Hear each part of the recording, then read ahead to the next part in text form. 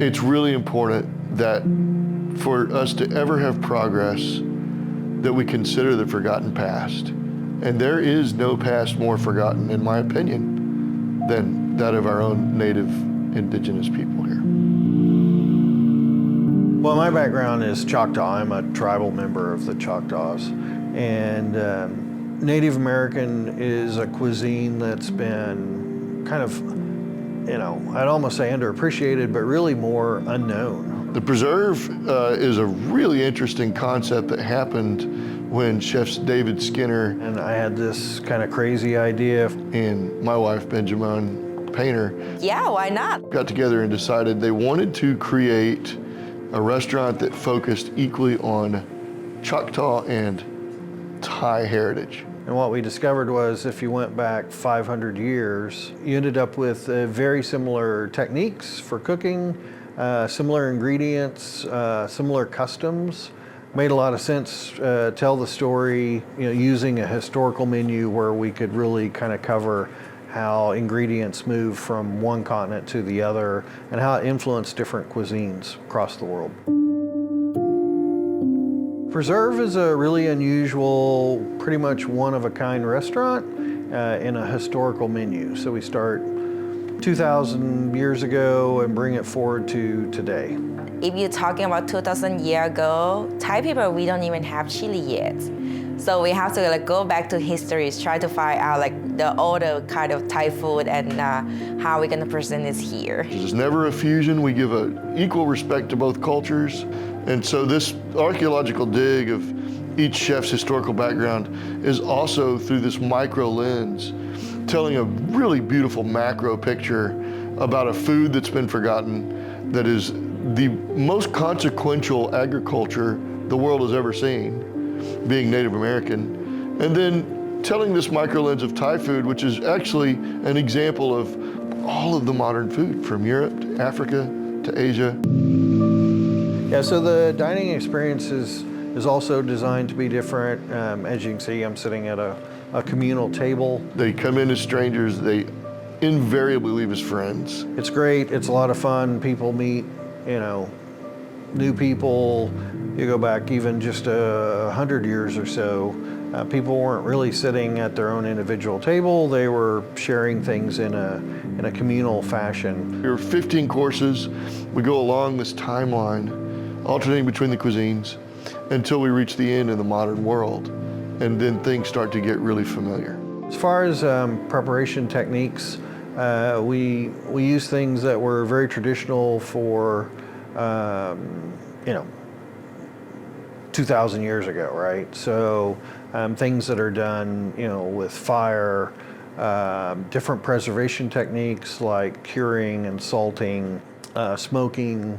It's very personal because both of these chefs use such advanced techniques in their daily life. They're not used to having constraints holding them back. But to be able to go historically and say, hey, we didn't have X ingredients, and for them to be able to pull it off with hands tied behind their back and to be historically accurate, I think has given them great satisfaction. The preserve is very pointed, it's very literal. If you think back on that time, people do a lot of preserved food on that time. Like I say, they don't have cooler or they don't have freezer. So the way they do is pickle thing and dehydrate or just let it dry. It's all about preserving food that you're harvesting, food that you're foraging, food that you're hunting. So preservation is key. We're also trying to create a preserve for Choctaw and ancient Thai food. We know the food's going to be great, but we hope they come away with an appreciation for the ingredients, where they've come from, appreciation for how these ingredients change the cuisines of the world. We love to tell story, we're so proud to tell our story about the dish we come out with and the dish how people on that kind of time, the eating and the technique, the style, the ingredient, and how they keep the food is fresh long as possible. I am so proud of what we've done with this thing. The two chefs are, and I may be partial, but two of the greatest chefs I've ever known, and to have them come together and to be able to experience what's happening is amazing. Food's always been an essential thing for me. I love it. I love making it. I love eating it. And I think this is a great way for us to share, again, that kind of history and knowledge with our guests.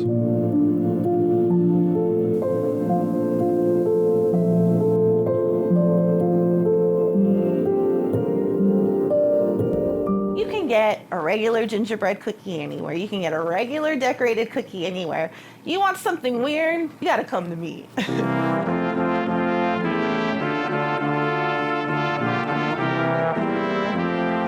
We're gonna make it really special, and we're gonna decorate it with little shrimp. I made one of these last year for my family. I surprised them at Christmas, and my mom said, "What is that?" When I design certain cakes, it honestly takes a lot out of me. I kind of go above and beyond what a lot of people do. I kind of try to figure out like all those weird little details that you normally wouldn't see on a cake or a cookie order.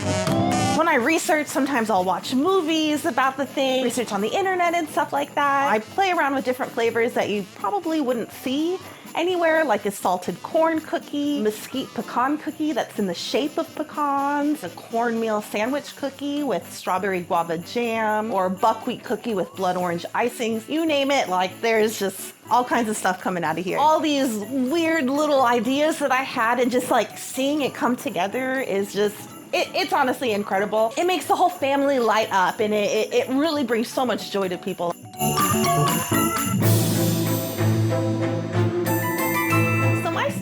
Is very like kitschy, a little retro, kind of little mid-century modern vibe. There's definitely a little bit of like horror sprinkled in there because I love Halloween and I love all the spooky stuff. You can do all kinds of spooky things with Christmas. Halloween is every day, to be honest. I also love like the girly colors. I love the edible glitters. The cakes and cookies that I do, it really translates to just who I am. So the bake happening is my bakery. It's a cottage bakery, which means I operate a bakery from my home. I do all kinds of custom cakes, cookies. I'll pop up a lot at different restaurants or establishments.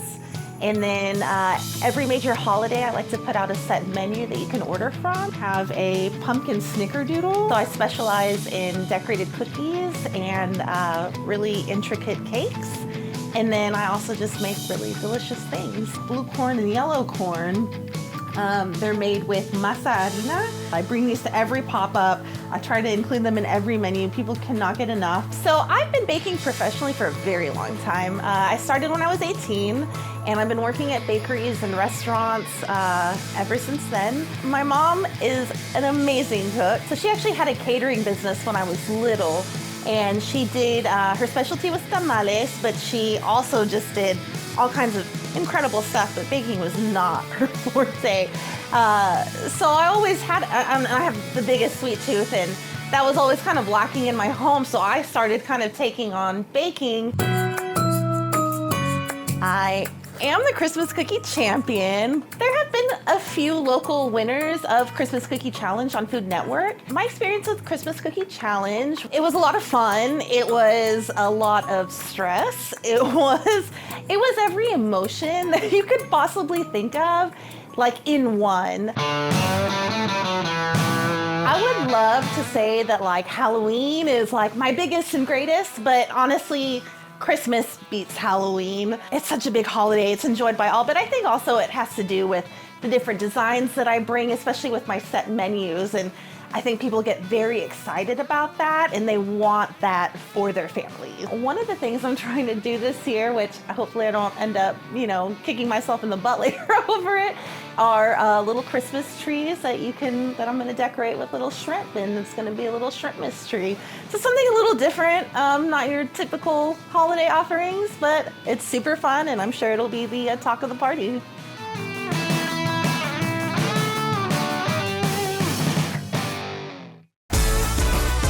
You're watching Bite Size Coast to Coast. Like something your grandmother made. Bon appétit. Bon appétit. This is Matine Cafe in Chestnut Hill. This is where we feel at home. Ladies first. Matine Cafe is a French cafe. It kind of runs in the family. So it's a good balance between specialty drinks and voilà, light food, sandwiches, salads, and quiches. Both Arthur and I grew up in Paris. Cafes are part of our everyday life, and so we wanted to recreate what we know and what we're used to. Just it's kind of our little Paris away from Paris. Merci. We're super happy and we're living the dream here in the US, but we also are proud of being French, to have grew up in Paris. You know, it's really important to share our culture. Everything is imported from France. So inside the cafe, you'll find a little retail sections to share and offer French quality products to our guests. Any more coffee for you guys? We moved in Philly 3 years ago and we opened the cafe 2 years ago. We're expanding a second location on the main line. Just like any Sunday in Paris. Yeah. We love what we're doing and customers are giving it back to us. They're here, they're showing up every day. We really feel the love and support, you know, from the community here. Our guests have been amazing and we could not do it without them. Merci beaucoup and come see us at Matine Cafe in Philadelphia. Santé. Bravo. Bravo à toi, bravo à moi.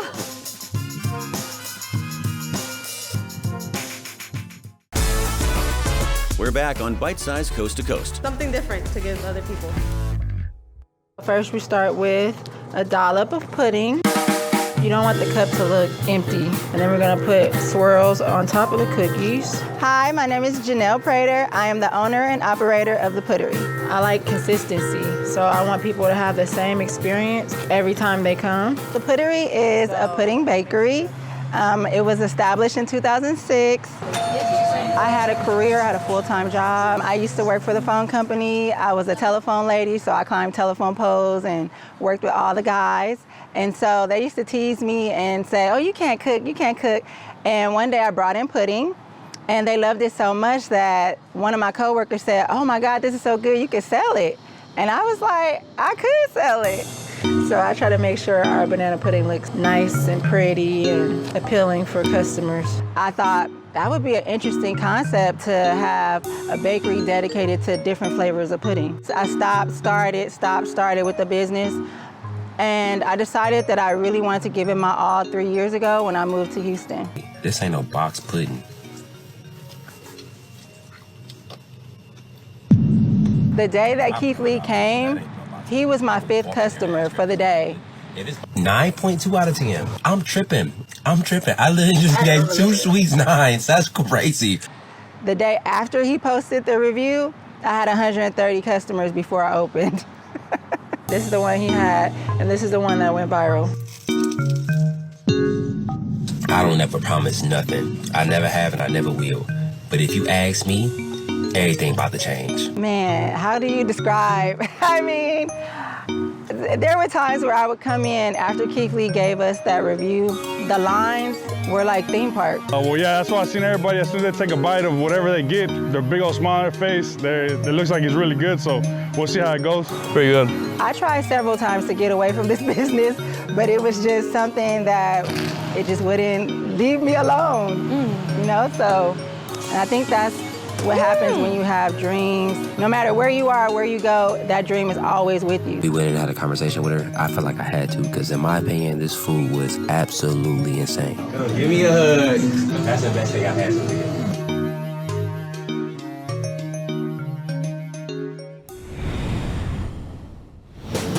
We're at Le Botanist in Soho. I'm the co-founder and CEO of this place. My wife and I decided to take a whole career change 12 years ago. And we started from scratch here in New York. And this is where I met Alain, the founder of this place, my partner, who really created that idea of like the vegetable side of it. And I grew into it.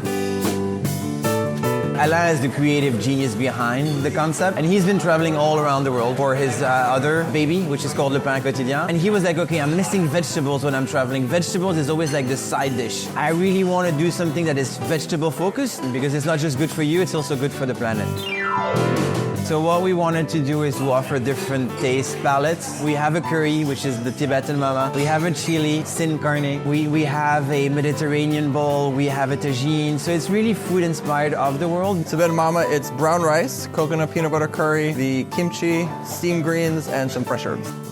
We're making the chili. The chili is going to be some brown rice here. We've got some mixed beans, chickpeas, lentils, and kidney beans. And we've got some quinoa, and we top it off with some of our vegan chili here. It is a nice veggie protein, super filling. This is one of my personal favorite bowls. We don't really speak about that, but technically, Le Botanist is gluten-free. We don't use any gluten. The beauty of what we're doing at Le Botanist, it's not just about the vegetables, right? It's also about the desserts. Vegetables are often seen like, yes, it's not that fun. Talking about the desserts, we call them guilt-free because we're trying to be as good as possible. There's plenty of things that we can do. Like, I think that the way that you really have to motivate them is like, give it a try. You know what? Just trust me on this one.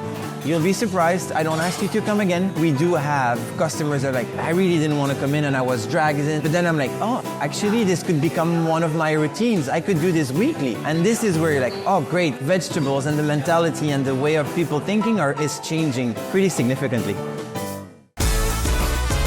We're back on Bite Size Coast to Coast. We don't want it to come to an end. Fried chicken has been a very big part of US food culture. It has defined the entire food category by itself. One thing very key about Indian food is that a lot of food that you eat is actually marinated. It's marinated always. Like even if you eat kebabs, they are marinated a day out. The key components, obviously there's yogurt in there, which is form the basis of it. We have some spiced chili blend. Then there's something called as a garam masala. Now garam masala is something like garam masala basically means in literal sense hot spice, but technically it's a blend of spice. And the best part about this garam masala is that every household in India will have their own recipe at home. So we have a little rowdy and a big rowdy. Little rowdy is the palm, which is my favorite because that bread is very unique. It's a very soft bread, but it's got a little bit of sweetness, and when you toast it with butter, it just comes out phenomenal. It's just a fun product. When you eat it, like there's this mint chutney, some pickled onions. There's a yogurt sauce, which is flavored with sesame. So this is level 2, which is the rogue.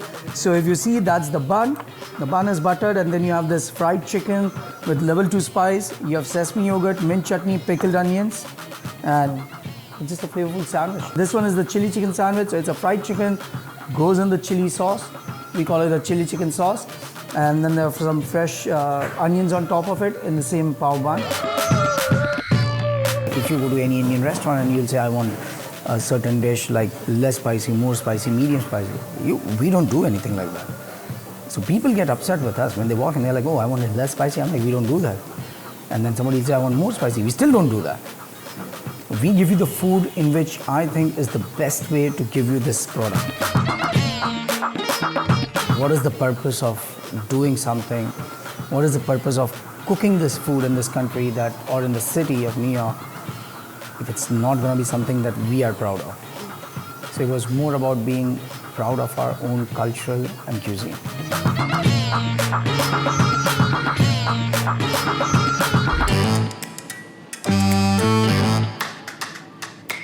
Fala means great, calm, grand peace. It's also my grandfather's name. He started this store with partners, and over time it went down to my father.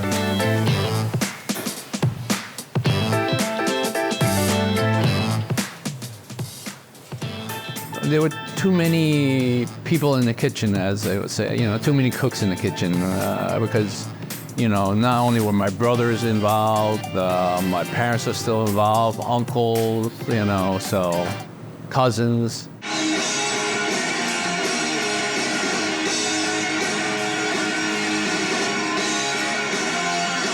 It was in the 90s, basically, playing in several local bands. Never really went too far. I guess you could call it alternative, punk, rock and roll. I know he studied architecture. I know then he went to Russia to do some photography work, came back with a wife, Russia, I was there as a professional photographer. Didn't want to do anything with the business until I had a child, and then I thought, all right, this is stability, this is something of value, it has has a lot to it, more than just the financial part. It has the cultural part, the legacy part, the history part that comes along with it, and the value part that comes along with it. This is an important part of life, eating in Chinese culture. And I'm glad he carried on the look at him, he's right there like a, like a screen here. He's on the show here, right in front of there. I wanted to resurrect the family business just as legacy, as having it continue. And I realized that I had to do it myself, so I took it on. Soy milk comes in here, pulp goes into there, then the pulp gets mixed up, and then we do a second grind here, pulp comes here, soy milk comes here. You have to chill it before you put it in your refrigerator, otherwise it'll be so hot that it will never get cold enough and it will spoil. To make it into tofu, you have to coagulate it, with a coagulant. Coagulant makes it like a curd, and then you break up the curd, and then you pour it into a form with a cheesecloth, and you press out the water to make tofu blocks. Demographics have changed, but so has the economy, Before, tofu was only purchased in shops like ours, fresh tofu. And then came the packaged tofu, and came the Asian hypermarkets or supermarkets, and people became less and less to buy fresh tofu and would prefer to get a packaged tofu, but there's nothing quite like fresh tofu. There are a lot of people who don't know what to do with tofu. Well, we have ready-to-eat tofu.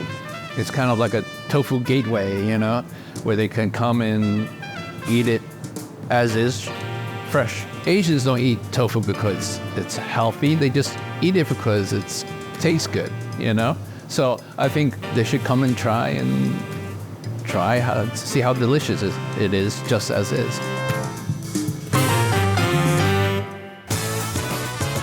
What's your favorite spot to grab a bite or two? Tell us on social media.